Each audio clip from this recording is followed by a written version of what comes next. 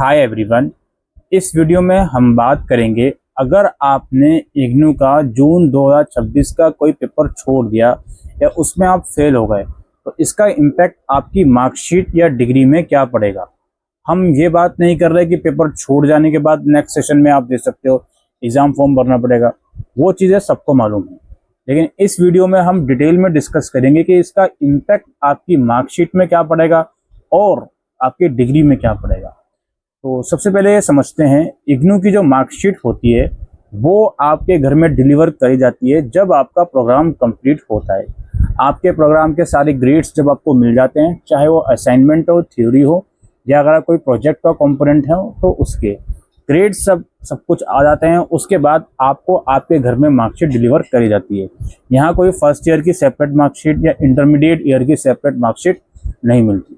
अब जो मार्कशीट आपके घर में आती है इग्नू की, उस मार्कशीट में ये बात लिखी रहती है कि आपने कौन सा पेपर किस मंथ में क्लियर करा है, किस ईयर का।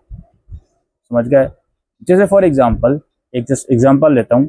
जून 2026 सेशन में मुझे अपने मास्टर डिग्री के सेकंड ईयर के 6 पेपर देने थे, जिसमें से मैंने 5 पेपर तो दे दिए, लेकिन एक पेपर या तो मैंने नहीं दिया या उस एक पेपर में फेल हो गया मैं, और वो पेपर मैंने दिसंबर 2026 में दिया। अब जो इग्नू की मार्कशीट आएगी उसमें ये बात लिखी रहेगी कि जो जून 2026 सेशन में इसने सब्जेक्ट्स क्लियर करे हैं वो कौन कौन से हैं, सेकेंड ईयर के कोड वगैरह जो भी है वो लिखा रहेगा।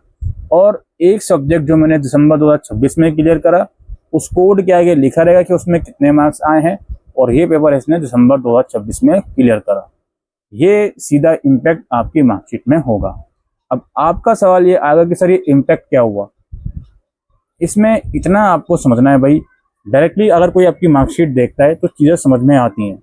भाई ये एक स्पेसिफिक पेपर आपने 6 महीने लेट क्यों दिया। आप अगर इंटरव्यू के लिए जा रहे हो, विशेष तौर पर कोई गवर्नमेंट लेवल इंटरव्यू के लिए, तो हो सकता है आपसे क्वेश्चन रेज कर लिया जाए कि ये पेपर आपने इतना लेट क्यों दिया, 6 महीने लेट क्यों दिया। काफ़ी बच्चे जो हैं इग्नू में एडमिशन लेते हैं, उन्हें पता ही नहीं होता कि उनके पेपर कब हैं। फर्स्ट ईयर के पेपर उनके छूट जाते हैं, फिर उन्हें ये भी नहीं पता होता कि उनको रजिस्ट्रेशन करना है। उसकी वजह से सेकेंड ईयर के पेपर भी डिले हो जाते हैं। बहुत से केसेस में 4 साल का जो स्पेन पीरियड होता है, उन 4 साल को यूटिलाइज करके ही वो पेपर दे पाते हैं। समझ गए? तो आपकी मार्कशीट में सभी कुछ लिखा रहता है कि कब कौन से सेशन का एडमिशन है, कब इसने क्या क्लियर करा। तो इस चीज़ को आपको समझना है, ये इम्पैक्ट आपकी मार्कशीट में पड़ेगा। अब इसका इम्पैक्ट डिग्री में क्या पड़ेगा जी। डिग्री में ये होता है जी, इग्नू में अगर मैं बात करूं 2027 की, 2027 में जो कॉन्वोकेशन होगा उसके लिए वो बच्चे एलिजिबल होंगे जिन्होंने अपना प्रोग्राम दिसंबर 2025 या जून 2026 सेशन में क्लियर करा है। वो बच्चे 2027 में कॉन्वोकेशन के लिए एलिजिबल रहेंगे।